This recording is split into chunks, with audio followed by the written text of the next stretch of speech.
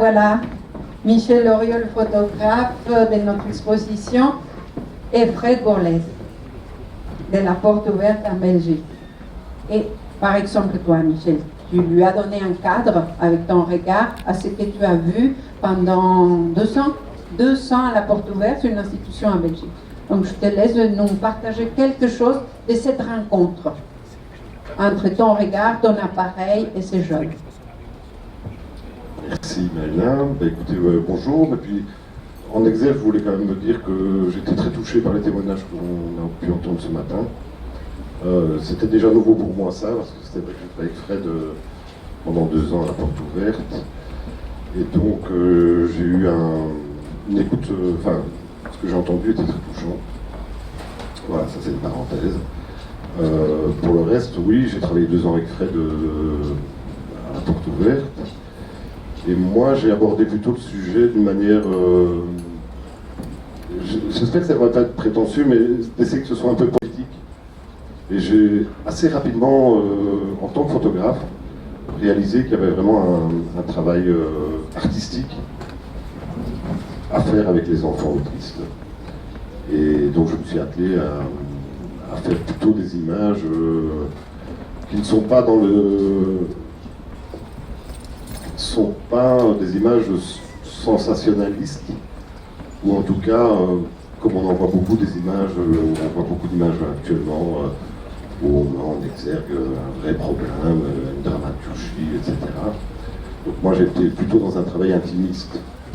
Donc quand Fred m'a proposé ce travail sur les enfants autistes, d'abord il me met en condition où je ne fais pas de photos et je m'acclimate avec eux pendant toute une journée. C'est déjà une épreuve, parce que c'est vrai que pour un regard extérieur, sans appareil photo, qui est quand même un peu ma défense entre moi et mon sujet, dans ce cas-ci, eh bien là j'étais à nu.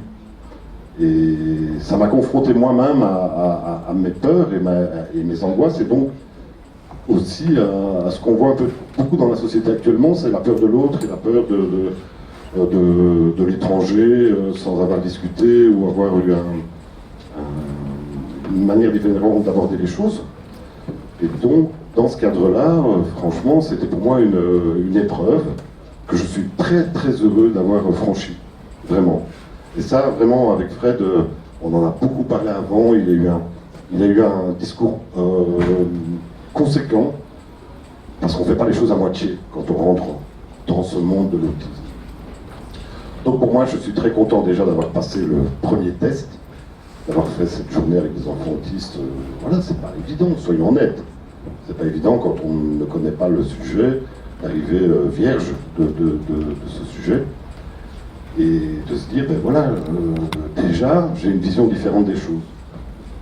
Alors que j'entends bien que les parents qui sont dans ce problème-là l'ont au quotidien, et sont parfois confrontés à des gens qui ont un regard tellement lisse et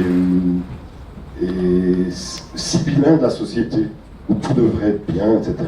Non, il faut parfois se confronter aux différences dans le monde.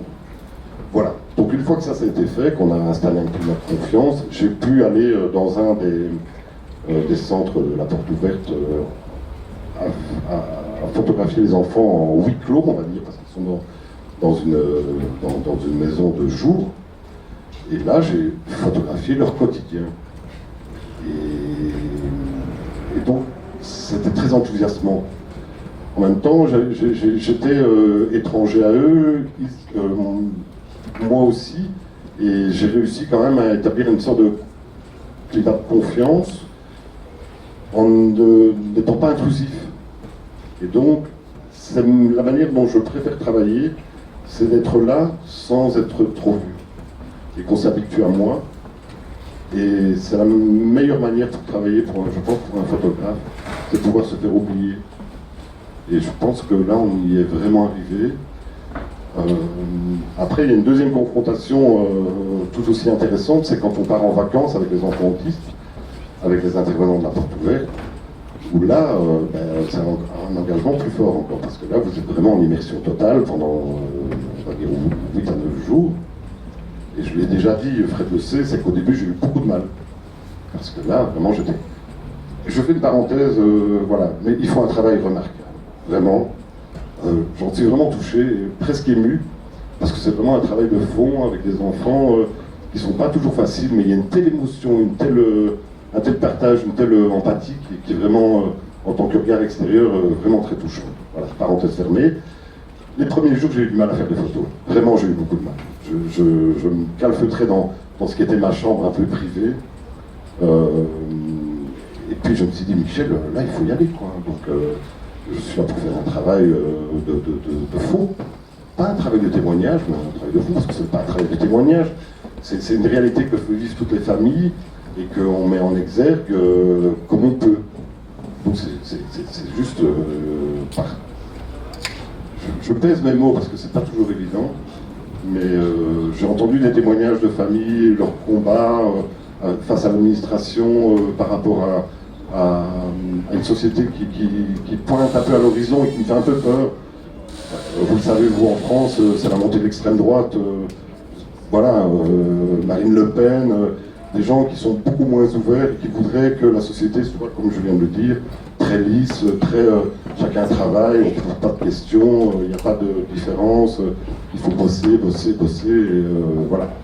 Donc moi, je trouve que c'est intéressant de faire un travail qui est un peu en amont sur des... Allez, je le dis, marginalité, et pour moi c'est pas un terme péjoratif, et qui font partie de la société.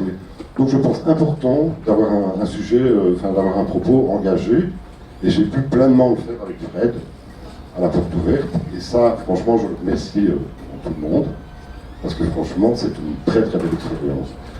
Et j'ai toujours eu la crainte de faire un travail de voyeuriste, ce qui est la honte pour un photographe quand ça arrive. Et je pense que non, parce que j'ai eu plusieurs témoignages de mamans d'enfants autistes qui m'ont dit, en l'occurrence pour Rémi qui fait beaucoup de balançoires à la porte ouverte, et qui était au début très réfractaire à ce que je sois là, je pense, et qui au fil du temps m'a accepté. Et voilà, donc j'ai fait des images en respect par rapport à lui, et j'espère que ce sera vu comme ça. Voilà, merci beaucoup.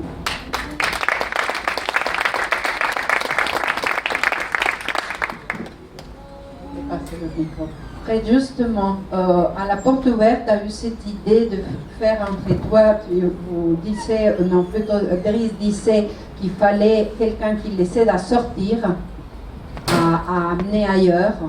Hein. Et toi, il me semble que c'est d'abord faire entrer le regard d'un artiste, d'un musicien, etc., pour en faire quelque chose. Maintenant, c'est l'extérieur. Mais qu'est-ce qui apporte une artiste qui vient à une institution comme ça? Comment tu dirais ça?